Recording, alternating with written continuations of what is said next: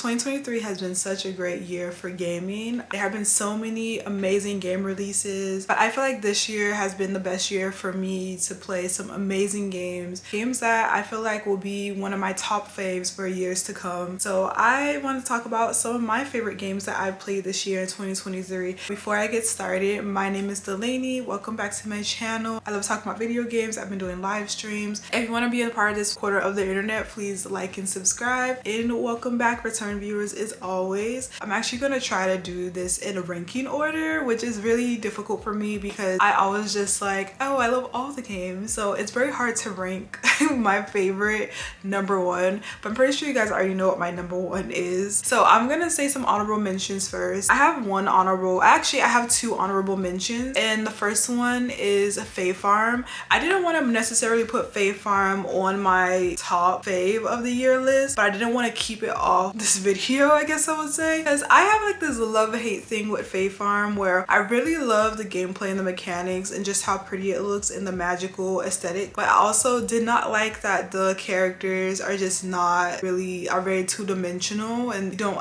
feel like you know any of the characters. Everyone kind of says the same thing, and that part kind of like made me a little bit like I don't really like it as much, and the dungeon crawling can be a bit grindy. But I will say that overall I did enjoy playing FAVE Farm this year. I did sink a few hours into FAVE Farm, so I just can't leave it off of this list, but I can't necessarily say it's my top fave compared to all the other games that I've played this year. Other game that I want to honorable mention is Hello Kitty Island Adventure, and I just want to honorable mention it just because it is one of those games that actually got me to play a game on my iPad and use my Apple Arcade subscription more than I did before, because I use it every once in a while. But I feel like I've clocked in a lot of hours on Hello Kitty Island Adventure, and I'm never usually like one to play on my iPad, but I just found it so much fun just going around and getting to know all of the Sanrio characters, and I feel like it had so much personality and there were just so many different little things to discover. It reminded me a lot of like playing Zelda but with Hello Kitty, and I just think that those mechanics are just so awesome. I do hope that eventually it does have a wider release and it gets to release so maybe the Nintendo Switch, but I think that it was worth actually checking out on Apple Arcade if you want to play it, because it is a cute time, especially if you love Sanrio characters. Without further ado, let's get started with my official list. I had to put this on the list because this is a game that surprised me and I just didn't expect to love it as much as I did, and it was only $3 in the Nintendo eShop, and that is Suika game, or watermelon game. This game released sometime at the end of the year. I'm trying to remember, I think it was around September, and it was a viral game, and I just was like, okay, everyone's been talking about this game and I don't even think it's probably worth the hype. It kind of looks like a mobile game. And yeah, it does look like a mobile game, but playing it I realized that it actually has like really cool mechanics and it was really addicting to play. So basically in Suika game, combine these different fruits, and while combining these fruits they turn into other fruits until you try to get a watermelon to get like, that's like the ultimate goal of the game. And the more like fruits you're able to combine, higher the points are, and it's mostly like a daily ranking against yourself. I think it's really easy to pick up, especially if it's like, oh, you don't know what you want to play, so you just kind of start playing this and then you get sucked in and you've been playing for like an hour. I have like a whole strategy when it comes to playing Suika game, and that is why it deserves a place on this list, because it's such a simple game but it's made me really like think about what fruits to combine to get to what. So that's why I really like it so much, and I definitely recommend it if you are into just having like a little loading game in between. Next on my list is Fashion Dreamer, and I love Fashion Dreamer because it gave me what I wanted, which was dressing up cute people. For me, it was everything that I wanted in a game, especially considering there's not a lot of dress-up games or any dress-up games on the Switch, and I just had so much fun playing and collecting the different clothes and getting to talk to the NPCs, and they have actually been adding more events and more quality of life updates, so I'm super happy like to have played Fashion Dreamer this year. Next game on my list, and this game actually just finally released on Switch, Palia. I got to play a bit of Palia on my Steam Deck, and I put this on the list because I really love that Palia is not exactly a MMO because the servers are smaller, but I still like that it's a multiplayer game and you're able to just interact with the people. And I think that the world in itself, like once it gets out of early beta, would just be amazing. So I've been having a lot of fun playing Palia this year. It's just one of those games that surprised me, mostly because it's free to play and there's just so much to do, and you don't have to have microtransactions to be able to access more of the game and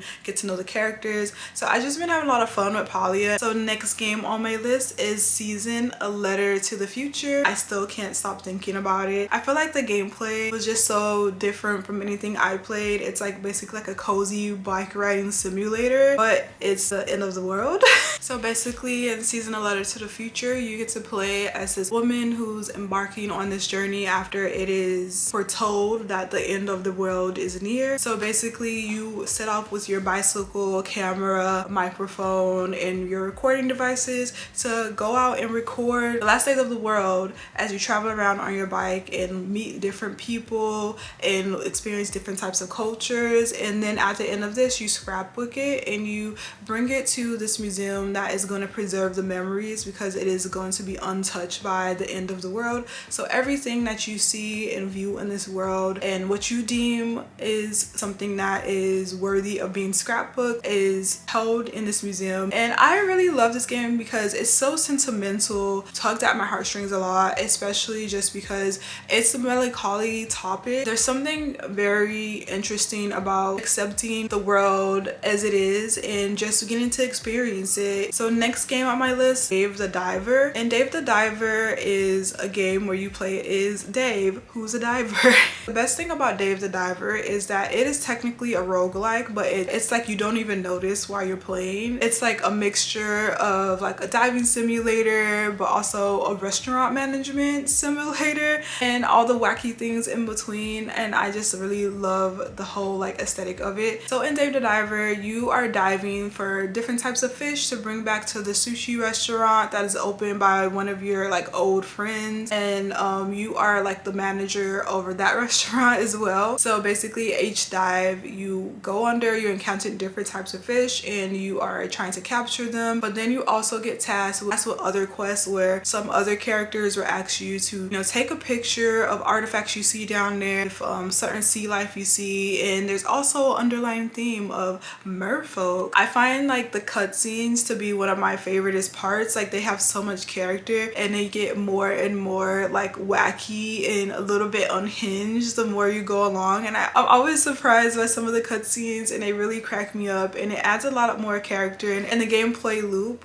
is also very satisfying, that every time you feel like you have seen everything, it kind of adds something else into the game that makes it like changes it up a little bit and gives you something new to do. And I just really love experiencing the game as it unfolds. Next on my list, and I feel like this should be no surprise, Coral Island. Coral Island, it actually got me more into the farming sim genre. I hadn't played a lot of farming sims because I always find it a little bit hard to get into with like time management. Coral Island has really changed my viewpoint of farming sims. It made me want to discover more farming sims after playing it, and I just been having such a ball with Coral Island. I've been streaming it, and I think this is one of the games this year that actually got me more into streaming because it is the main game that I like to stream, and it's just been so much fun. So we're at the top 3 games that I've played this year. In the next game on my list, I did rank it a little bit above Coral Island, even though I love both of them. Wildflowers actually did release last year, but this game I also sunk so much time into this year. I just could not put it down. So Wildflowers, you get to play as Tara. She moves to this island town to take care of her grandmother who's fallen ill, only to discover your grandmother has a secret, which is that she's a witch and that you also have witchy magical abilities. So you join your grandmother in her coven and you cultivate your witch powers,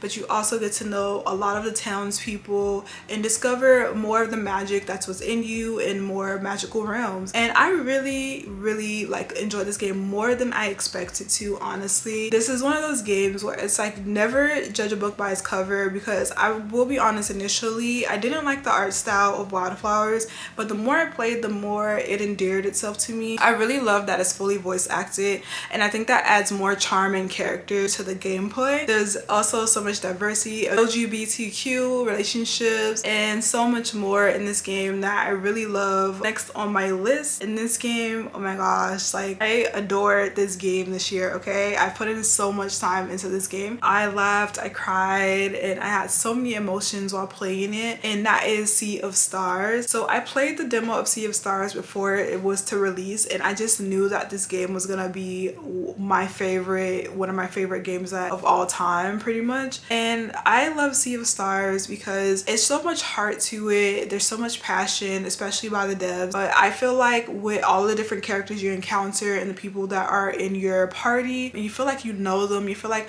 they're your besties. And I just love Sea of Stars and just how much emotions that it gave me while playing it. So Sea of Stars is a JRPG. I love JRPGs. It's actually one of my favorite genres to play. But I think what's cool about Sea of Stars, it's like all the things about JRPGs, but also made it a little bit better. So for me, it was like the turn-based battling was my favorite part of Sea of Stars because it didn't seem too tedious and I didn't feel like I was like constantly dying and having to respawn. When it came to the battling, it was like a mixture of like a little bit of real-time elements with the turn-based battling, which I love. So you're able to block attacks with perfectly timed like button hits. My favorite thing was using Valerie and ricocheting her moon boomerang back and forth to all the different enemies and seeing how long I could do that for. It's one of my favorite things. If you don't know what Sea of Stars is, Sea of Stars features Zelda and Valerie, which are children of the solstice. They have powers, one from the moon and one from the sun, and they combine their powers to use against the Fleshmancer, which is the overarching big bad of this game. And you are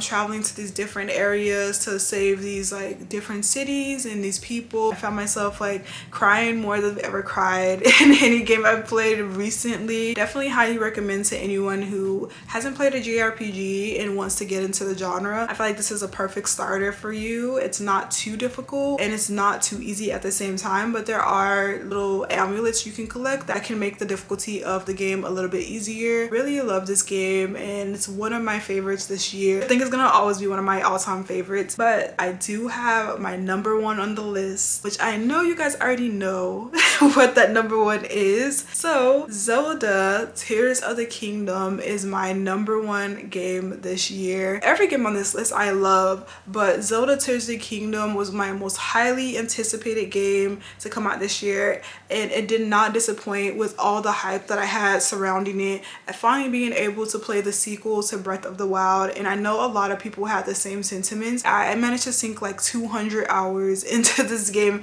this year alone, and I plan on sinking more time into it. There's so much to do, so many things to discover, and I think what I love the most about playing Zelda Tears of the Kingdom is that it just improved more on the mechanics of Breath of the Wild, but also was able to make itself its own game. A lot of people said initially that it's like a DLC for Breath of the Wild, but this game, from playing it, you can tell it just completely stands on its own with the different mechanics, with the storylines. I really enjoyed the quest in this because everything felt more lived in. It's probably still a lot I still haven't seen even from playing so much of it, but yeah, this game also managed to emotionally get me more than Breath of the Wild. So those are my games of the year, my top games, my favorites of 2023 that I've played, and I want to know what your top games of 2023 are. Let me know down in the comments. I always love to hear from you guys. Yeah, I'm just so grateful for this year of gaming. I also want to make sure to say I'm so grateful for this channel, having this little space to be able to talk to people about games and